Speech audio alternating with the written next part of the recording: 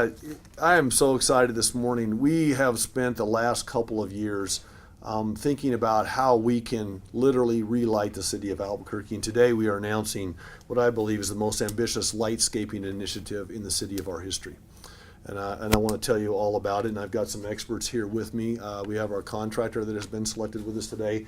I've got Mike Reardon and Melissa Lazoya from my administration that can also give you some more details.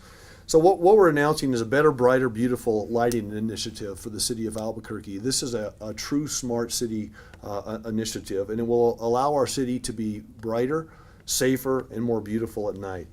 It will allow us to showcase our wonderful city, our cultural assets, all through lighting, while saving energy costs, which is certainly great for the consumer and great for the environment, making our neighborhoods brighter and safer with neighborhood input, letting the neighborhoods help us design the lighting for their neighborhoods. No fee increases, no tax increases, because we're going to take the energy savings from this project and put it back into the construction costs. We're going to create a better, more proactive and responsive maintenance program for our street lights in the city of Albuquerque, while adding 20 local jobs for maintenance, and also while using our Better Way campaign, where we hire panhandlers for day work to help us with some of the recycling efforts as we take the old fixtures apart and put the new fixtures in. Here's how it's going to work. The city of Albuquerque has approximately 19,000 streetlights. If you take all the streetlights in Albuquerque, including the ones that P&M owns, there's about 38,000 of those lights. This initiative that we're announcing today is just for the 19,000 lights for the city of Albuquerque, but I want to give a special thank you to P&M, who worked with Mike Reardon and Melissa and our team on this request for proposal. They worked with us hand in hand to make sure that the proposal incorporates techniques that will work with all 38,000 fixtures, and I know that P&M will also be taking a look at some of their fixtures. The lights that you currently have in the city of Albuquerque frankly have old-fashioned bulbs in them. There are mercury vapor bulbs in some of the light fixtures, and then low-pressure sodium light fixtures. The trend around the world is to take street lights into the LED arena, and that's exactly what we're going to do with this project.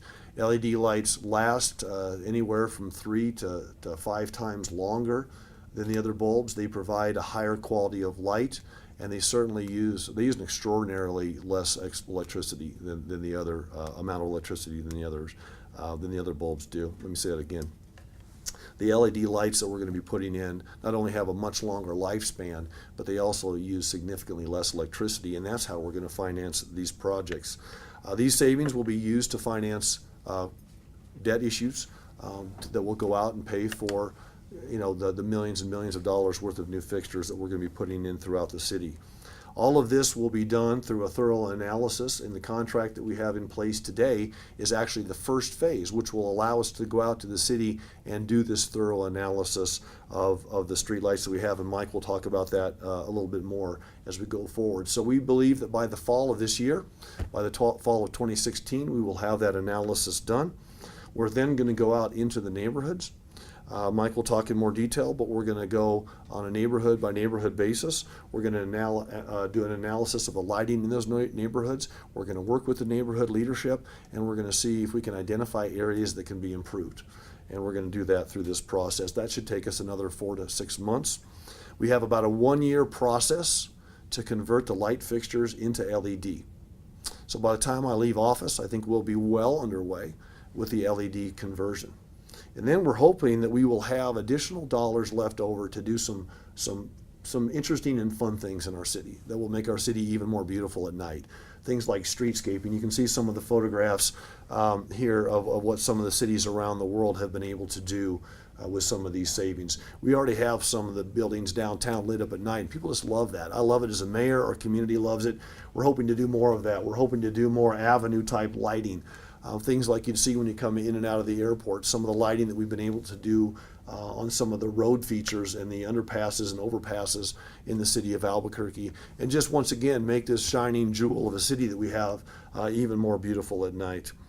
To do this, we've gone through a competitive process. This was done through a competitive RFP.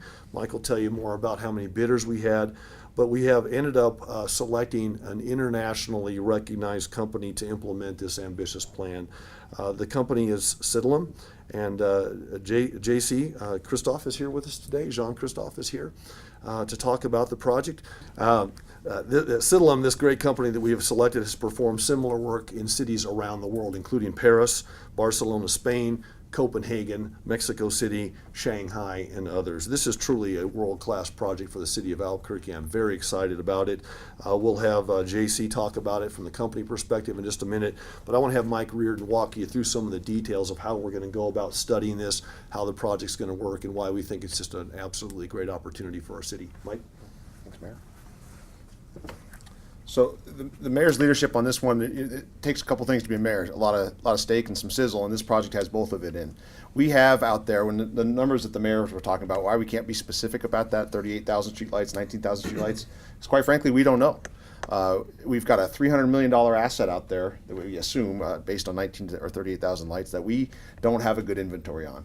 As developers have built the city, they've put in street lights and they come into our system, and over the years as we've grown, we've never really gone out and done a good inventory of what we have out there to start with. So that's the big phase one of this project, is to go out and figure out what we have, where it is. There's 21 different asset points that this team is going to put on every single street light in the city of Albuquerque, so we know more about our system. What the big conversion of this is going to be allow us to have a much more reliable system with lights that last longer, so we don't have to be as reactive, but it will allow us to also be proactive, knowing when and where those lights come out in cooperation with P&M to be able to respond to light power outages sooner and faster. Citelum has been a very highly vetted company as part of this selection process. We received 5 proposals from companies around the world, and it was a value-based contract with both what they could do for us and how much it would cost for this phase one. They were the successful bidder on that project. We are going to be having our energy group through Melissa Lozoya's group in our facilities. Ken Mitchell's over here as the head of that energy group that will be managing this contract. And as the mayor said, we hope to get started here soon and have our first phase of this done this fall. Again, I want to thank P&M. They've been a great partner on this to get us to this point.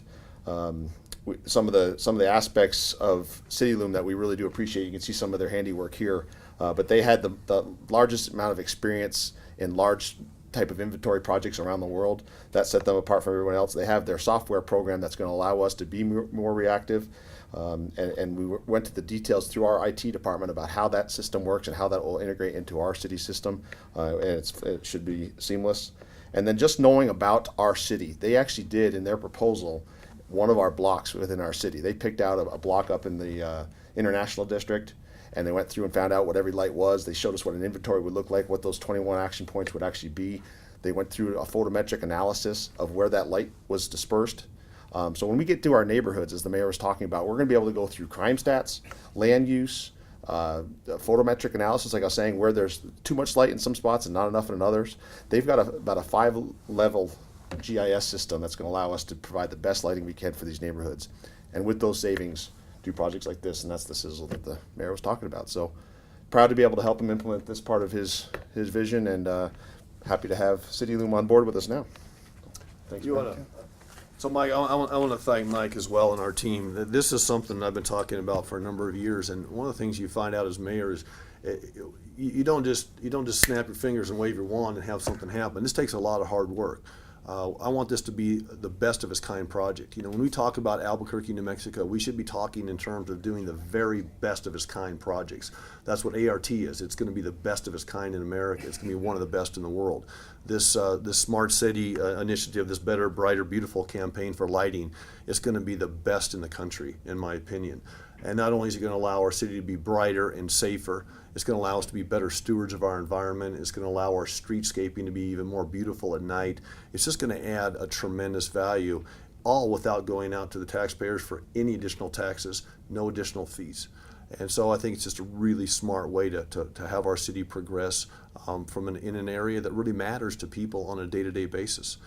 We're excited to have JC and his company with us. I'm going to have him just give you a couple of minutes of some of their experiences around the world and why he thinks this matters, and then we'll open up for questions. JC? Thank you very much. Thank you very much for the introduction. Just a few words about Citelum. Citelum was created 25 years ago in Europe, and through these 25 years, we have grown around the world to become one of the largest smart lighting company. And today we have roughly 2.5 million street lights under our management. So from Paris to Barcelona to Shanghai to Mexico City.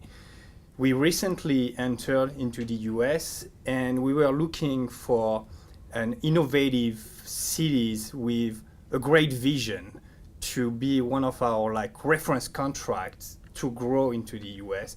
And we are very glad to see the City of Albuquerque to come with this innovative procurement, because this lighting project is once in a generation opportunity to redefine the nighttime identity of the city, highlight its heritage, and turn it into a vibrant city. So when we look at that, we were glad to see the city took this innovative approach and this phased project start to understand what we have now, then have a clear vision. How do we want to use lighting not only to save energy and also to have a better and more efficient maintenance program, but also to transform the look and feel of the different neighborhoods. And then once we have a better understanding of the baseline and the vision, we can define the path. How do we implement such a program? So Citelum is very excited to start this program with the City of Albuquerque, and we hope to transform the city very soon. Thank you. Thank you. Thanks so much. So from a time frame standpoint, phase one of the contract that we're issuing now will be the study phase. There will be other issuances of contracts after that to implement the retrofit of the LED fixtures. And then, of course, we'll have months and months of being out in the neighborhoods once we get the analysis done. So we're going to do what we do in this administration. We're going to study it. We are going to get down to the nitty-gritty of what works and why. And then we're going to take those, we're going to monetize those savings to the taxpayer. And then we're going to give those back to the taxpayer in a way that is very artistic, very in tune with our heritage, very in tune with what the beautiful city that we have, and we have a world-class team to do it. So I'm thrilled, and we're also going to be able to be more reactive and proactive, for our client, the taxpayer. So when the street light goes out, we're going to have a better team in place to get that fixed. So with that, Mayor, I forgot to thank one person. In our purchasing division, Rebecca Tinnen got us through this whole process with all the advertising, the vetting of all the proposals, and dealing with 5 crazy individuals that were on the selection committee. So Rebecca, thank you so much. Great job. Thank you. We appreciate you very much. So let's take questions if you have any. You say that you're going to do analysis first? Yes. But do you have certain parts of the city that you have ideas where you want to begin installing these lights initially before you do the rest of the city? No, I think we're gonna go do a citywide look first. We're gonna do the analysis, and then we're gonna find out. There's a couple things we have to determine. We have to determine what kind of savings we can produce. That amount of savings can then be put in towards issuance of debt, and have those savings basically pay that debt. And so that we don't have to go back to the taxpayer. While we're doing that, we will then be, at the same time, and some of it will be simultaneous. We'll be out in the neighborhoods looking at some issues. You want to address that? Maybe I didn't quite. No, I think you hit that perfect. The first thing is to go out and figure out where we might have our weaknesses, where we have most of our lights out right now. Again, working with PNM, where are most of our lights out? Where are most places that we have to visit most often? And then based on that, we're gonna take the low-hanging fruit first. With the areas that have a lot of lights that burn out quickly, that pedestrian level lighting, that's where we'll concentrate our efforts. But we don't know where to concentrate those efforts until we really study and compile where we're weak. So it's not necessarily that you're looking for areas where there is high crime, you're looking for areas where there are low lights. All of that. Yeah, for first phase, we're just looking for what lights we have and where they are and how often we visit them and what the attributes of those are. Again, we do not have a good idea of our $300 million asset, what's out there, what developers have put in that's tied into our system. So that's the very first phase, is what is out there, compile what's wrong with it, and then go out on that system-wide analysis. And when we're going out to the neighborhoods, that's when we're going to look at all those features that we've talked about before, the GIS features, the crime levels, the lighting levels, and land use, those type of things. But we certainly will overlay crime data along with lighting data on this. That's absolutely, public safety is a key component of this. And public safety means lots of different things. It means crime, but it also means accidents. It means areas where people can't see well enough to see oncoming traffic or to see pedestrians. So once again, that's why, our MO in this administration is let's study it first, and then we know we can be creative. We know we can do a world-class creative project, but let's study it first and make sure we have the nuts and bolts of the project put together. And then, of course, like anything else, there's never enough money to do every single thing, every single place. Then we'll be able to prioritize neighborhoods. We'll be able to prioritize areas where we think we can make the biggest impact. I want to ask you about maintenance. You talk about having so many lights in the city. We don't even know how many exactly we have just yet. And then when we've, covered issues in the past with community members might be frustrated because it takes the city so long to get out there and fix, their street light. Is the city going to be adding any sort of manpower to try to Absolutely. stay on top of that? Yeah. And so part of this project is to own that issue as best we can. So we have 38,000 streetlights in Albuquerque. We have 19,000 of them as a city. P&M has the rest. So we have kind of a bifurcated system. And sometimes when a street light goes out, there's questions about, is it the city, is it P&M? P&M actually does all the maintenance for our city, for those 19,000 fixtures that we have right now. So we get a call, we call P&M, they have to do the research. It's kind of like what we did with our 311 app. When there's graffiti, it used to be, hey, there's graffiti over here. Somebody would call somebody else, would call somebody else, would call somebody else, and we'd get out there and get it fixed. Well, now with that 311 app, we get out there and get the thing tackled in very short order. I think this is going to help improve that a great deal. As part of this contract, Citelum will actually be looking at a program where we add 20 people to do streetlights. And so our city staff will be maintained, and they can go out and work on streetlights, they can work on signalization, they can be more proactive on that aspect of the city, while this particular project will have a crew of its own that can go out and work more on streetlights. So I think it's going to make a significant improvement, because when people have a streetlight out, that's frustrating for them. And for us as a city, if we're running around trying to figure out, well, is it P&M's light, is it our light, who's supposed to be taking care of that, that's fine, but that doesn't pass muster with our client, who's the taxpayer. So I think this is going to help improve that a great deal. Will it be harder to kind of find the replacement lights in this situation because they are LEDs and because they might be, more custom? Or No, I think the LED fixtures themselves are fairly.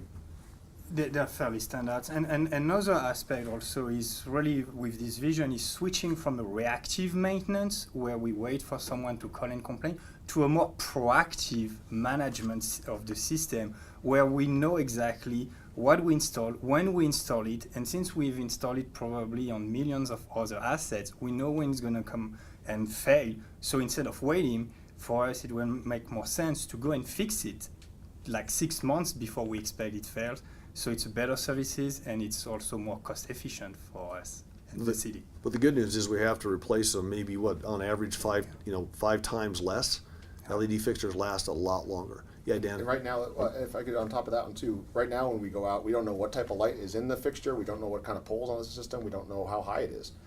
But with this asset inventory in place, when we go to respond, the service person is going to know all that information before they even get there. So we're going to be able to be more responsive. It's not going to take multiple trips to fix the same light. We're going to be able to do it the first time we get out there. What is the company under contract to do right now, and how much does that cost? The initial phase study, and I'll let Mike talk about the dollars on that.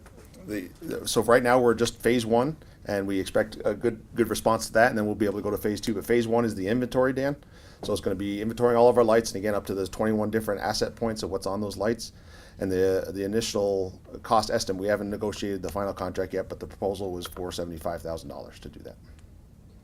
And overall, are there any cost estimates for if everything moved forward as you envision? How much might it cost? It's estimated to cost, I believe, $450 per light to convert it to an LED system.